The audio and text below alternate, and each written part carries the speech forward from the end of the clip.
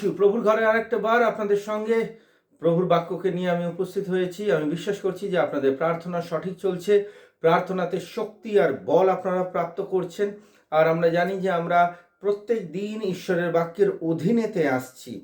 আমরা যদি এখন জানি যে এই দানিয়েল উপবাস প্রার্থনা আমাদেরকে কি দিচ্ছে।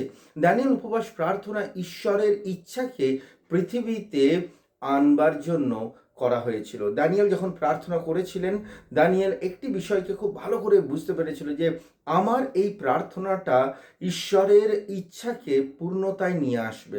তাই আপনারা যারা যারা আজকে এখানেতে উপস্থিত রয়েছেন, আপনারা নিশ্চয়ই জানবেন যে ঈশ্বর কাউকে না কাউকে মধ্যস্থতাকারী হিসাবে খুঁজছে। পৃথিবীতে আজ ঈশ্বরের দাস আর দাসী বহু জায়গাতে রয়েছে, বহু মণ্ডলী রয়েছে। লোকরা ভিন্ন ভিন্ন জায়গাতে দাঁড়িয়ে তারা কিছু না কিছু করবার জন্য প্রভুর রাজত্বেতে নিযুক্ত হয়। কেউ আরাধনা করতে চায়, কেউ প্রচার করতে চায়, কেউ লিডার হতে চায়, কেউ সুসমাচার দিতে চায়। কিন্তু একটা মিনিস্ট্রি বহু কম ব্যক্তি মনোনীত করে, সেটার নাম হয়ে যাচ্ছে মধ্যস্থতা। মধ্যস্থতা হয়ে যাচ্ছে এমন একটি কার্য যেটা ঈশ্বরের হৃদয়েতে রয়েছে। যদি এখন আমরা দেখি প্রভু যীশু খ্রিস্ট এই সময়তে স্বর্গতে উপস্থিত রয়েছেন, আর তিনি স্বর্গ থেকেও আমাদের জন্য মধ্যস্থতা করে যাচ্ছেন পিতার নিকটে। তাই যদি আপনি একজন লিডার হন, প্রভুর একজন দাস হন, ঈশ্বরের একজন বিশেষ ব্যক্তি হন, তাহলে আপনি জানবেন যে মধ্যস্থতা কার্য ঈশ্বরের হৃদয়ের একদম অংশ। তাই আপনারা যারা যারা প্রভুতে রয়েছেন অবশ্যই মধ্যস্থতার প্রার্থনা চাইবেন। বলবেন, প্রভু আমাকে একজন মধ্যস্থতাকারী বানাও, যাতে আমি প্রার্থনার মাধ্যমে তোমার ইচ্ছা যেটা স্বর্গেতে রয়েছে সেই ইচ্ছা আমি যেন পৃথিবীতে নিয়ে আসতে পারি। আর আমি আপনাকে সত্য বলছি, প্রভুর হৃদয়ের খুব নিবিড়ে এরকম ব্যক্তিরা হয় যারা মধ্যস্থতা করে, অর্থাৎ মধ্যখানে দাঁড়িয়ে তাদের পাপের জন্য ক্ষমা চাওয়া, মধ্যখানে দাঁড়িয়ে সেই জায়গার জন্য প্রার্থনা করা, মধ্যস্থানে দাঁড়িয়ে ঈশ্বরের ইচ্ছাকে নিজের জীবনের মধ্যে নিয়ে আসা। প্রভুর লোকরা, ঈশ্বরের লোকরা, আমি আরেকবার আপনাদের জন্য অনুরোধ করব যে আপনারা দয়া করে ঈশ্বরের এই বাক্যকে অধ্যয়ন করুন, ঈশ্বরের বাক্যকে বুঝুন, ঈশ্বর কি চায়। আমি তাই আজ তিমোথীর পুস্তক, তিমোথী প্রথম পত্র, প্রথম তিমোথী তার 2 অধ্যায় আমি পড়ব, ধ্যানপূর্বক শুনুন। 2 অধ্যায় 1 পদ কি লেখা রয়েছে? আমার প্রথম অনুরোধ এই যে তোমরা সকল মানুষের জন্য ঈশ্বরের কাছে প্রার্থনা করো, সকল মানুষের জন্য ঈশ্বরের সঙ্গে কথা বলো, তাদের যা কিছু প্রয়োজন তা ঈশ্বরের কাছে চাও ও তার কাছে কৃতজ্ঞ হও। বিশেষ করে রাজাদের ও অধিকারী সকলের জন্য প্রার্থনা করা উচিত, যেন আমরা নীরবে ও শান্তিতে জীবনযাপন করতে পারি। এই জীবন হবে ঈশ্বর ভক্তি ও ঈশ্বরের উপাসনা পূর্ণ। 3 পদ, এই রকম করা ভালো, এতে আমাদের ত্রাণকর্তা সন্তুষ্ট হন। আমেন। গড প্রস্তুত করছে আপনাকে আমাকে যেন আমরা মধ্যস্থতা করতে পারি। আর ঈশ্বরের বাক্য বলছে ত্রাণকর্তা ঈশ্বর আমাদের পিতা তিনি সন্তুষ্ট হন। আপনি প্রভুকে যদি সন্তুষ্ট করতে চান, ঈশ্বরের ইচ্ছাকে আপনার জীবনের মধ্যে নিয়ে আসতে চান, প্রভুর কার্যকে অন্যের জীবনেতে নিয়ে আসতে চান, তাহলে এই বিষয়টাকে অবশ্যই আপনি মাথার মধ্যে রাখবেন যে প্রভু মধ্যস্থতাকারী ব্যক্তিদেরকে খোঁজ করছে, ঈশ্বর মধ্যস্থতাকারী লোকদেরকে এই পৃথিবীতে খোঁজ করছে। আপনি বলুন, প্রভু আমাকে এই বরদান দাও, 2026-এ আমি লোকের জন্য প্রার্থনা করতে পারি, জায়গার জন্য প্রার্থনা করতে পারি, সেই স্থানের জন্য প্রার্থনা, মধ্যখানে দাঁড়িয়ে তাদের পাপের জন্য ক্ষমা চাইতে পারি। আপনি যত যত প্রার্থনার যোদ্ধাকে দেখবেন, ড্যানিয়েলকে দেখে নিন, জেরেমায়াকে দেখে নিন, নেহেমায়াকে দেখে নিন, প্রত্যেকটি ব্যক্তি মধ্যস্থানে দাঁড়িয়ে তারা মধ্যস্থতা প্রার্থনা করেছে, আর এই কারণে তারা আশীর্বাদ যুক্ত হয়েছে, ঈশ্বর তাদেরকে বৃদ্ধি করেছে। তাই প্রভুর লোকরা মধ্যস্থতাকারী হবার চেষ্টা করুন। Be a intercessor for God. আর যখন ঈশ্বরের জন্য মধ্যস্থতাকারী হবেন, প্রভু আপনাকে বিশেষ অক্ষরেতে লিখে রাখবে আপনার নাম। তাদের নাম সেই জীবন পুস্তক শুধুমাত্র নয়, তারা মণ্ডলীর সেই স্থাপিত পিলার হিসাবে তাদের নাম নথিভুক্ত হবে। তাই প্রভুর লোকরা, আসুন এই সময়তে আমরা ভিন্ন ভিন্ন জায়গায় যেন পবিত্র আত্মা আপনার অন্তরে যা বোঝ দিচ্ছে, যেখানে ঈশ্বরের আত্মা আপনাকে বোঝ দিচ্ছে, সেই জায়গায় যেন প্রার্থনা করুন। আর আপনার প্রার্থনার ফল একটি সে বীজের মতো, যেমন করে লাঙল চালানো হয়, বীজ দেওয়া হয়, জল দেওয়া হয়, তারপরে ফসল উঠে আসে। আপনার চোখের জল হবে সেখানে জল, আপনার মুখের শব্দ হবে সেখানকার বীজ, আর ঈশ্বর সেটাকে বৃদ্ধি করবে, ঈশ্বর সেটাকে ফসল হিসেবে নিয়ে আসবে। তাই উদাস হবেন না। যারা মধ্যস্থতা করছেন, একদিন আপনাদের প্রার্থনা উত্তর আসবে। আর যারা মধ্যস্থতা করেন না, আমি উৎসাহিত করব আপনারা মধ্যস্থতা করুন। 4 পদ কি বলছে? তার ইচ্ছা এই যেন সমস্ত মানুষ উদ্ধার পায় ও সত্য জানতে পারে, কারণ একমাত্র ঈশ্বর আছেন, আর ঈশ্বরের মানুষের মধ্যে কেবল একমাত্র পথ আছে, যার মাধ্যমে মানুষ ঈশ্বরের কাছে পৌঁছাতে পারে। সেই পথ যীশু খ্রিস্ট, যিনি নিজেও একজন মানুষ ছিলেন। সমস্ত লোকেদের পাপমুক্ত করতে যীশু খ্রিস্টকে নিজেকে উৎসর্গ করেছিলেন। যীশু এই কাজ সঠিক সময়ে প্রমাণ করল যে ঈশ্বর চান যেন সব লোক উদ্ধার পায়। এই জন্যই যিহুদির কাছে আমরা সুসমাচার প্রচার ও প্রেরিত রূপে বিশেষ বিশ্বাসের ও সত্যের শিক্ষা হিসেবে মনোনীত করা হলো।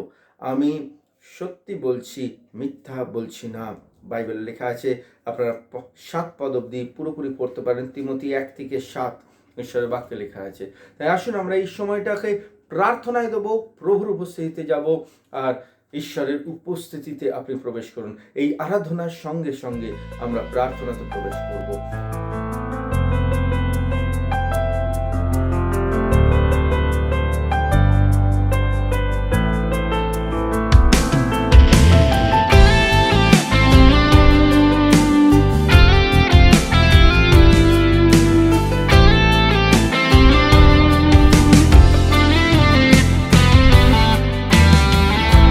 आदर और महिमा सामर्थ के योग्य यीशु तू ही तो है।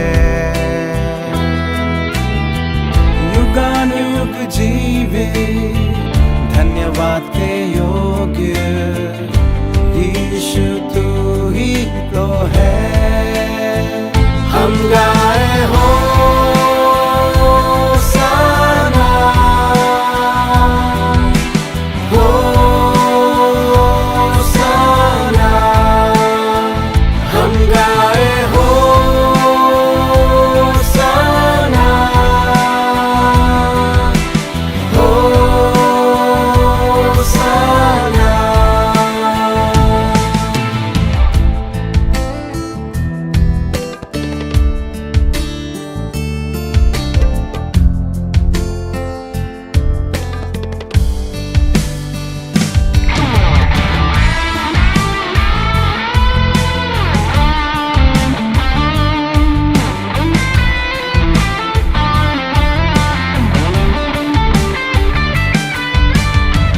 झुकते हैं आकर चरणों में तेरे, संग दूतों के मुकुट रखते कदमों में तेरे, संग संतों के झुकते हैं आकर चरणों में तेरे, संग दूतों के मुकुट को रखते कदमों में तेरे, संग संतों के। जो कुछ भी हमने है किया तूने हमारे लिए किया। जो कुछ भी हमने है किया तूने हमारे लिए किया। आदर और महिमा सामर्थ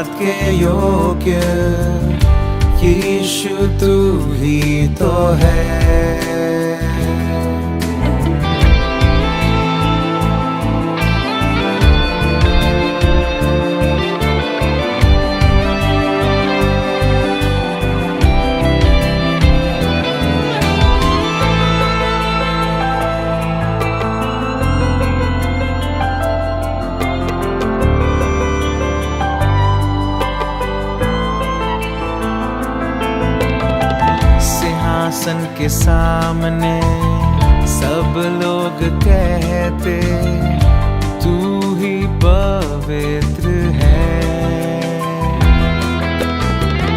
इस मंदिर में हम भी ये गाते तू ही पवित्र है।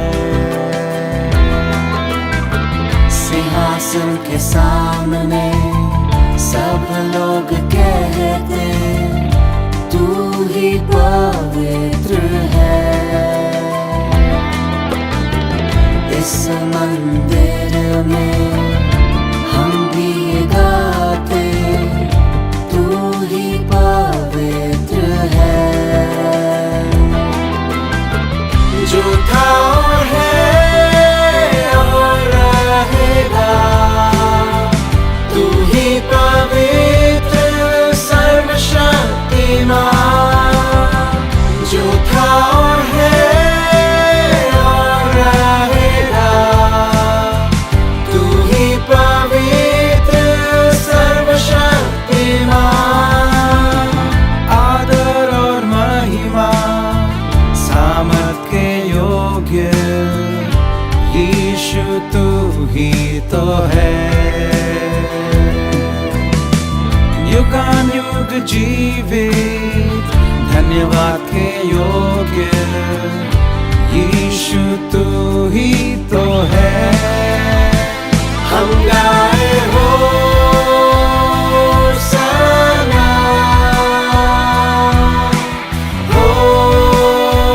होसाना। हम गाए होसाना, होसाना।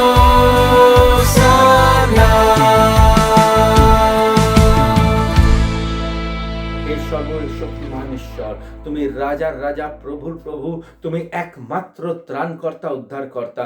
তুমি ছাড়া প্রভু আর কেউ নেই, যেখানে আমরা শক্তি, সামর্থ্য, বল সবকিছু পেয়ে থাকি। তুমি আমাদেরকে উদ্ধার দিলে, তুমি এই জন্য আমাদেরকে উদ্ধার দিলে যেন আমরা অন্যের উদ্ধারের জন্য চোখের জল মিশিয়ে প্রার্থনা করতে পারি। যেমন দানিয়েল নিজের লোকেদের জন্য নয়, তাই বন্যদের জন্য প্রার্থনা করেছে। ঠিক সেরকমই প্রভু তুমি সানডে স্কুলের বাচ্চা হোক, যুবক যুবতী হোক, চার্চের লিডার্স হোক, তাদের প্রার্থনার বোঝ দাও, পালকদের প্রার্থনার বোঝ দাও, যেন তারা প্রার্থনার সঙ্গে, আত্মার সঙ্গে যুক্ত হয়ে ঈশ্বর তোমার রাজত্বেতে তারা আসুক। প্রভু প্রভু তুমি মণ্ডলীতে প্রার্থনার যোদ্ধা তৈরি করো, মণ্ডলীতে প্রভু প্রার্থনার ব্যক্তি তৈরি করো, যারা হাঁটুতে এসে চোখের জলের সঙ্গে প্রভু দেশের জন্য প্রার্থনা করবে, তারা শহরের জন্য প্রার্থনা করবে।